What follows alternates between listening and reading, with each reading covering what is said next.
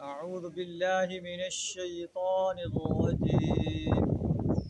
بسم الله الرحمن الرحيم. الحج أشهر معلومات، فمن فرض فيهن الحج فلا رفث ولا جدال في الحج، وما تفعلوا من خير يعلمه الله، وتزودوا فإن خير الزاد التقوى، واتقون يا أولي الألباب. صدق اللہ العظیم۔ حج کے احکامات بیان فرمایا جا رہا ہے۔ حج ایک ایسا فریضہ ہے جو انسان کے لیے، اہل ایمان کے لیے بہت اہم ہے، اور حج اسی کے لیے فرض ہے جو اس کی استطاعت رکھتا ہے۔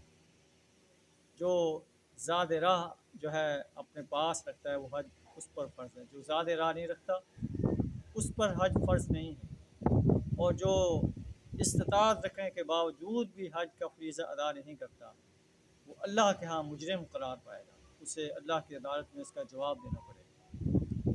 اللہ فرماتا ہے الحج اشہر معلومات، حج کے مہینے سب کو معلوم۔ فمن فرض فیہن الحج فلا رفث ولا فسوق ولا جدال فی الحج، جو شخص ان مقررہ مہینوں میں حج کی نیت کرے اسے خبردار رہنا چاہیے کہ حج کے دوران اس سے کوئی شہوانی فعل، کوئی بدعملی، کوئی لڑائی جھگڑا جو ہے یہ اس سے سرزد نہ ہو۔ وَتَزَوَّدُوا وَمَا تَفْعَلُوا مِنْ خَيْرٍ يَعْلَمْهُ اللَّهُ، جو نیک کام تم کرو گے اللہ اسے جانتا ہے۔ وَتَزَوَّدُوا، اور زاد راہ ساتھ لو۔ فَإِنَّ خَيْرَ الزَّادِ التَّقْوَى، اور سب سے بہتر زاد راہ تقویٰ ہے، اپنے آپ کو اللہ کی نافرمانی سے بچانا ہے، سوال کرنے سے بچنا ہے۔ وَاتَّقُونِ يَا أُولِي الْأَلْبَابِ، اے عقل والو میری نافرمانی سے بچو۔